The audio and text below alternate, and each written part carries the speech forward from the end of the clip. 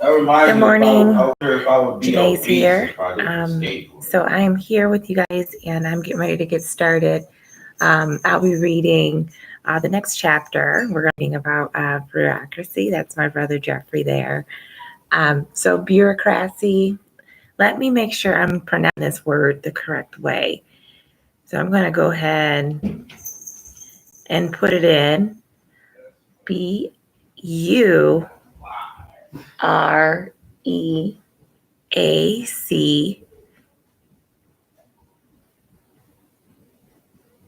Oh, it's Aucracy. Okay. Bureaucracy. Do you guys hear the pronunciation? Bureaucracy. So that's what I'll be reading about today, the bureaucracy. So there's going to be words in here I may be unfamiliar with, I'm sure. So I'm going to have to use my phone device. And if I have a hard time pronouncing, like I did bureaucracy, then I'll just use my phone device and I'll find out how it's pronounced that way. All right. So the background information for bureaucracy, it says each year, every federal department, commission, and agency meets with the Office of Management and Budgets, OMB, to propose a budget.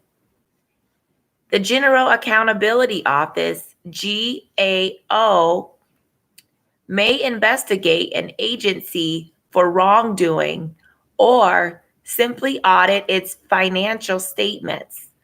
Although Congress approves the budget for every agency, Appropriations Committee do not have time to look at the work of the entire federal government. Many federal agencies post a great deal of work on the internet. So why not have every federal agency report directly to the people? What if every federal agency reported to the people? Although most agencies must produce some sort of report to Congress or to the GAO or OMB, no simple report exists showing what the federal government is doing for the people of the United States.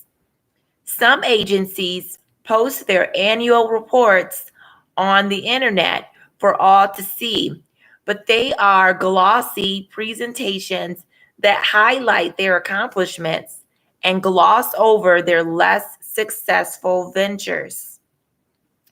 Other agencies post detailed statistical reports. One example is the Agricultural Department's monthly corn production prediction. The results of other agencies' work turn up in the census conducted by the Department of Commerce, the census of the farm owners, the census of hospitals, or the census of small business, for instance. What if every agency had to produce on a specific day a 5-page report of their work? The contents would be specified by law. What were its revenues and expenses? How many people did it serve? What exactly are its programs and how were its services delivered? In the case of the U.S. Postal Service, what did it cost to deliver a first-class letter or a heavy catalog? And did the Postal Service make or lose money on each? The reports could be downloaded and printed from the internet, and each agency's website would be easily navigated. Simply access to the annual report.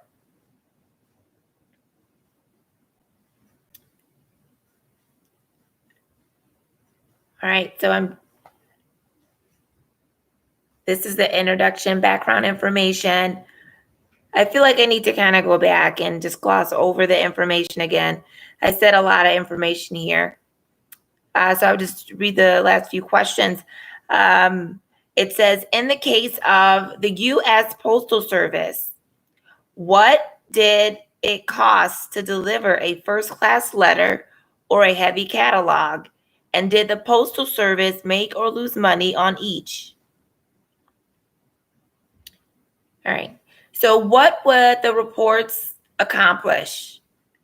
Annual reports could make citizens more aware of what their tax dollars purchase in goods and services. Citizens might find that they approve of the services being provided. Although it is likely to become clear that some services provided by the government are pretty expensive, they will be deemed essential. Consider medical care and rehabilitation for wounded veterans returning from Afghanistan. The extreme cost should surprise no one. On the other hand, public awareness of some of the fraudulent schemes to get Medicare dollars might help citizens stop waste. Annual reports produced a very consistent ways would make agency more accountable to the president, to the Congress, and to the citizens. Currently, government agencies seek either equal or increased funding each year on the basis that their work is stellar and important. However, most agencies do not need to explain what they do. They assume continued existence. Short fact-based reports would be non-political, unlike the current glossy brochures. It might be a good idea for a panel of citizens and journalists to draw up the format for a web report and occasionally check that agencies are complying with the reporting requirements. Annual reports could be a waste of time and money. Few Americans would likely read annual agency reports. Most citizens do not think about government or the political process unless a presidential election looms. Reading through dry bureaucratic reports demands a high interest in government. For the agencies, these new reports would be yet another requirement, consuming time and money. Currently, Congress requires all sorts of reports from agencies, which tends to provide only controversy, such as the annual report on terrorist groups. Many government workers would likely find it futile to produce an annual report that few will read. Faceless bureaucrats. This image provokes a negative reaction from many, if not most, Americans. Polls consistently report that the majority of Americans support less government. The same polls, however, report that the majority of the Americans support almost every specific program that the government undertakes. The conflict between the desire for small government and the benefit that only a large government can provide has been a staple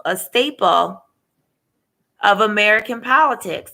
For example, the goal of preserving endangered species has widespread support.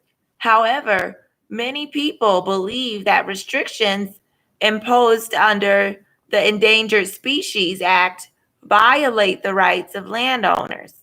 Helping the elderly pay their medical bills is a popular objective, but hardly anyone enjoys paying the Medicare tax that supports this effort. Many complain about the inefficiencies of wastefulness of the government at all levels. the media regularly uncover examples of failures in the governmental program. For example, inadequate, slow, or bungled responses to a crisis, such as Hurricane Sandy, and the tangled web of governments responsible for the safety of Flint, Michigan's drinking water. This chapter describes the size, organization, and staffing of the federal bureaucracy. We view modern attempts at bureaucratic reform and the process by which Congress experts ultimately control over the bureaucracy, and the bureaucracy's role in making rules and setting policies. So we see the government don't always highlight the more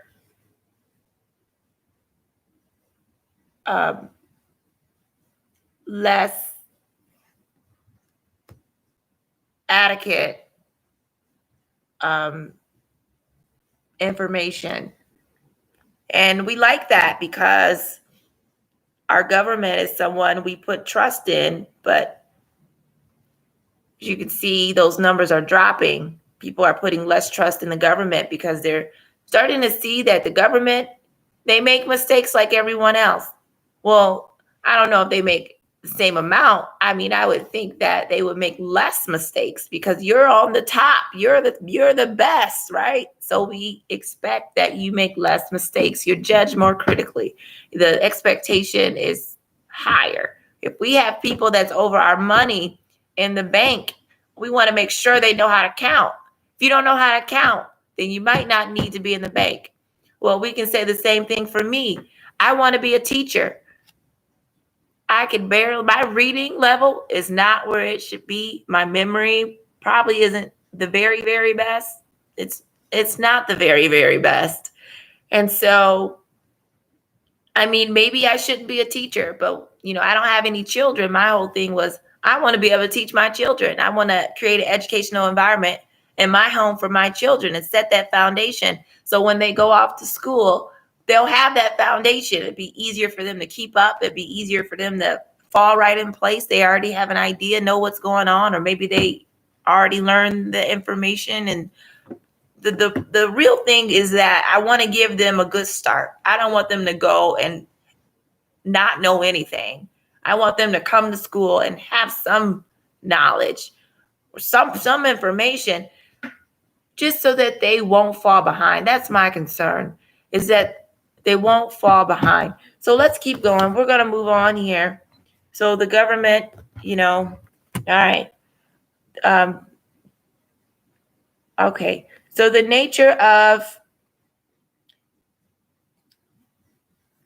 bureaucracy. I'm going to go to my phone and make sure I'm pronouncing this word correctly.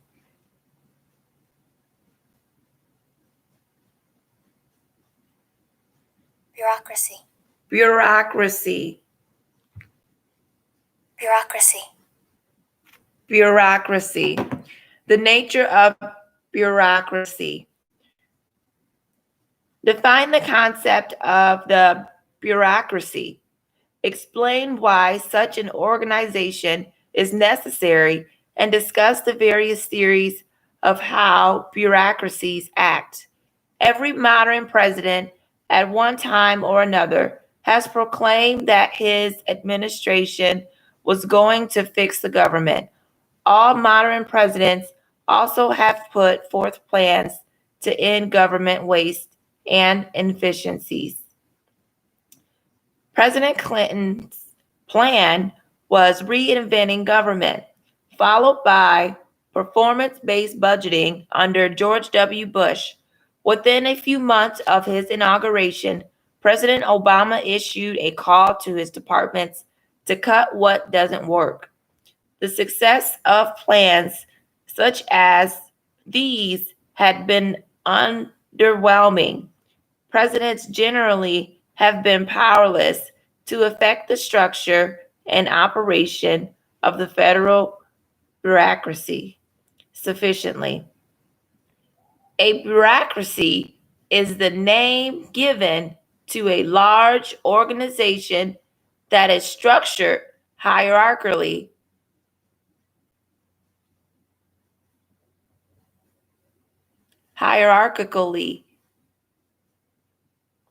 to carry out specific functions. Most bureaucracies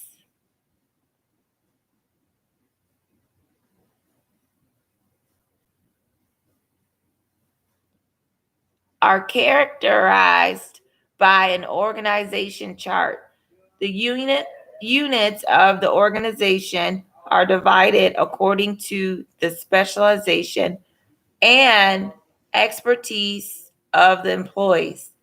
So a bureaucracy is a name given to a large organization that is structured hierarchically to carry out specific functions. Public and private bureaucracies. A large corporation or university can be considered a bureaucratic organization. The handling of complex problems requires a division of labor. Individuals must concentrate their skills on specific, well-defined aspects of a problem and depend on others to solve the rest of it.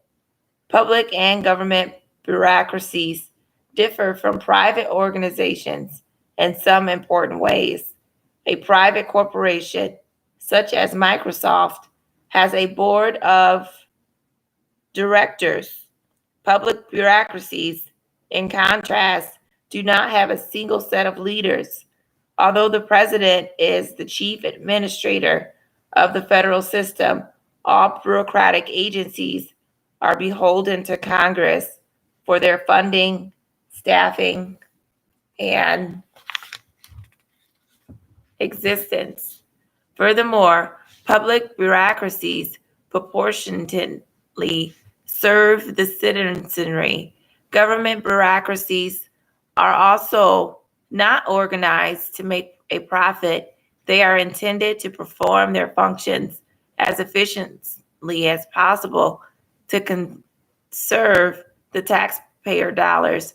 Perhaps this idea makes citizens hostile toward government bureaucracies when they experience inefficiency and red tape. Models of bureaucracy.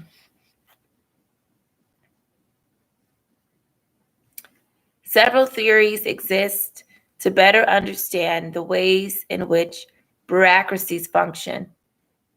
Each of these theories focus on specific features of bureaucracies.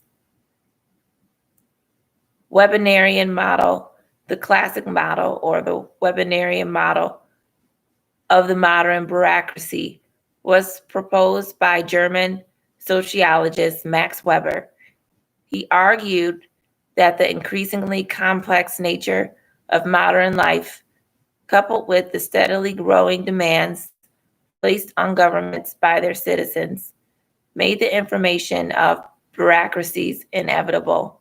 According to Weber, most bureaucracies, whether public or private, are organized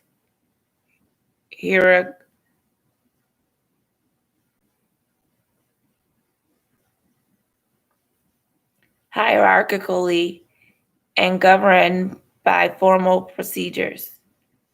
The power flows from the top downward.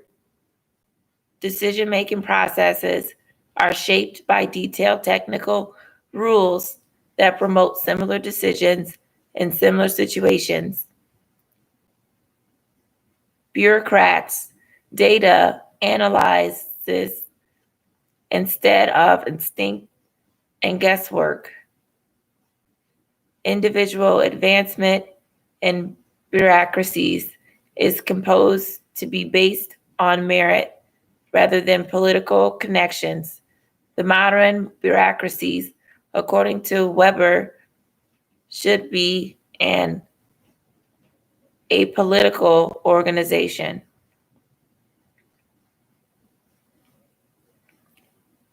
Acquisitive model. Other theories do not view bureaucracies in terms as benign as Weber's. Some believe that bureaucracies are acquisitive in nature.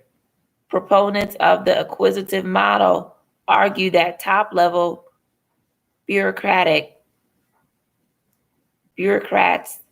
will always try to expand or at least to avoid any restrictions in the size of their budget. Even though public bureaucracies try to be efficient, they have an inevitable desire to expand their mission, adding staff and funding to address policy issues. In the view of most government agencies, if your budget is not increased, your organization is in decline. Monopolistic model. Because government bureaucracies seldom have competitors and have suggested that these organizations may be explained best by the monopolistic model, analysis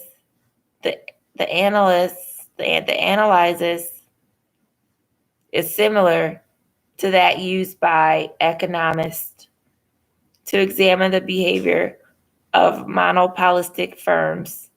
Monopolistic bureaucracies, like monopolistic firms, essentially have no competitors and act accordingly. Because monopolistic bureaucracies usually are not penalized for chronic inefficiencies, they have little reason to adopt cost-saving measures or to use their resources more productively. Some have argued that such problems can be cured only by privatizing certain bureaucratic functions.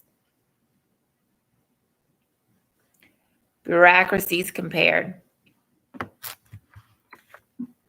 The federal bureaucracy in the United States enjoys a greater degree of autonomy than do federal or national bureaucracies in many other nations.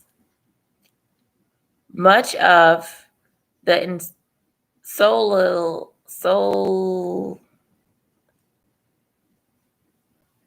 insularity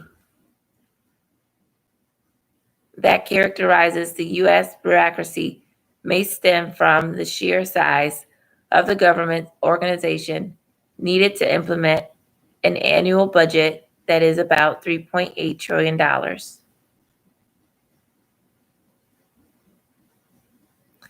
The federal nature of the U.S. government also means that national bureaucracies regularly provide financial assistance to their state counterparts. The Department of Education and the Department of Housing and Urban Development distribute funds to their counterparts at the state level. In contrast, most bureaucracies in European countries have a top-down command structure so that national programs may be implemented directly at lower level. This is due not only to the unitary government of most European countries, but also to the fact that public ownership of such businesses as telephone companies, airlines, railroads, and utilities is far more common in Europe than in the United States. The fact that the U.S. government owns relatively few enterprises does not mean that the bureaucracies are without resources. Many administrative agencies and their federal bureaucracies, such as the Environmental Protection Agencies, the Nuclear Regulatory Commission, and the Securities and Exchange Commission regulate private companies. I gotta grab me a VTech. I ain't never owned VTech. All right, so that was the nature of bureaucracy. So bureaucracy is a large organization that is structured hierarchically to carry out specific functions. So there's public and private bureaucracies. There's different models of bureaucracy. The Weberian model, acquisitive model, monopolistic model, Weberian model, a model of bureaucracy developed by the German sociologist Max Weber, who viewed bureaucracies as rational, hierarchical organizations in which decisions are based on logical reasoning. And then the acquisitive model is a model of bureaucracy that views top-level bureaucrats as seeking to expand the size of their budget and staff to gain greater power. And then there's the monopolistic model, a model of bureaucracy that compares bureaucracies to monopolistic business firms.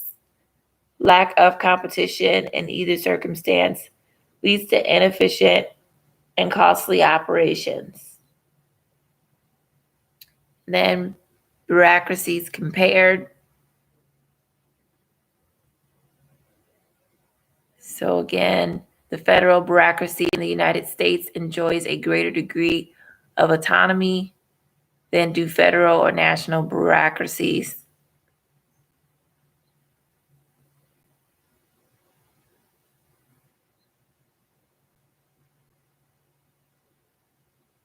The federal nature of the U.S. government also means that national bureaucracies regularly provide financial assistance to their state counterparts.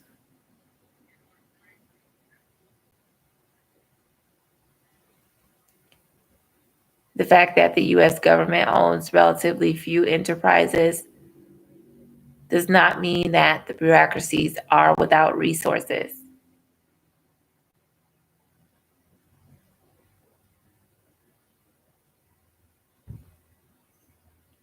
Many administrative agencies in the federal bureaucracy, such as the Environmental Protection Agency, the Nuclear Regulatory Commission, and the Securities and Exchange Commission,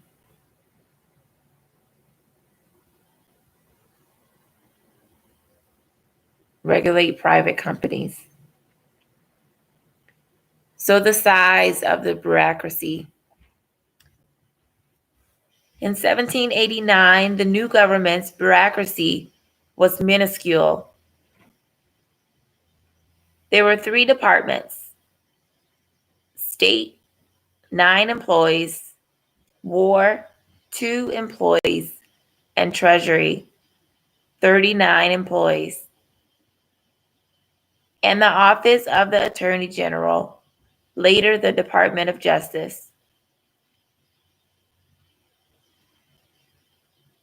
The bureaucracy was still small in 1798. At that time, the Secretary of State had 7 clerks and spent a total of $500, which was $10,244.15 in 2018 dollars. On stationery and printing. That same year, the Appropriations Act allocated $1.4 million to the War Department, or $28.7 million in 2018 dollars.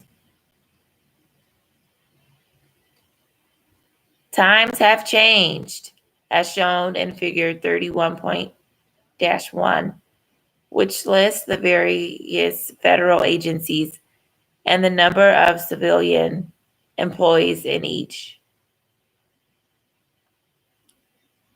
Excluding the military, the federal bureaucracy included approximately 2.7 million government employees, which he remained relatively stable for at least several decades. Many other individuals work directly or indirectly for the federal government, and subcontractors or consultants and in other capacities. Experts estimate that the number of individuals employed through private contractors for federal government grew from 4.4 million in 1999 to more than 7.6 million in 2005. During the Obama administration, the number of defense contracted employees declined as the U.S. role in Iraq diminished. By 2014, the federal government spent about $500 billion annually in service contracts, but did not know how many individual employees were working to those contracts. It is not clear whether these contracted services are really less costly than using government employees. The figures for federal government employment are only part of the story. Figure 13.2 shows the growth in government employment at the federal, state, and local levels. Since 1970, this growth has occurred mostly at the state and local levels. If all government employees are included, more than 16% of all civilian employment is accounted for by government. The costs of the bureaucracy are commensurately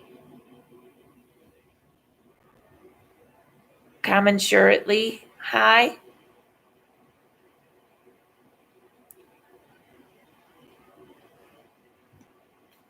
One moment.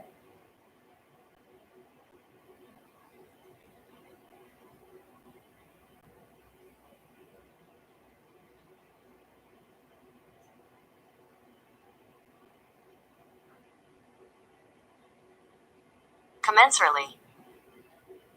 Commensurately. Commensurately. Commensurately. Commensurately high. The costs of the bureaucracy are commensurately high. The share of the gross domestic product accounted for by all government spending was only 8.5% in 1929. Today, it has leveled off at about 36%. Whether government spending can be reduced without giving up services that citizens desire is an ongoing debate. So, executive department, federal agencies and their respective numbers of civilian employees. So there is 28,672 people in legislative branch, 33,776 people in judicial branch, 1,828 people in executive branch. So there's more people in judicial branch than there is in legislative branch and executive branch. Then there's the independent agencies. So other independent agencies, 160,100 people in that group, larger number. And then in the Postal Service, there's 584,027. So there's an even greater amount in the Postal Service.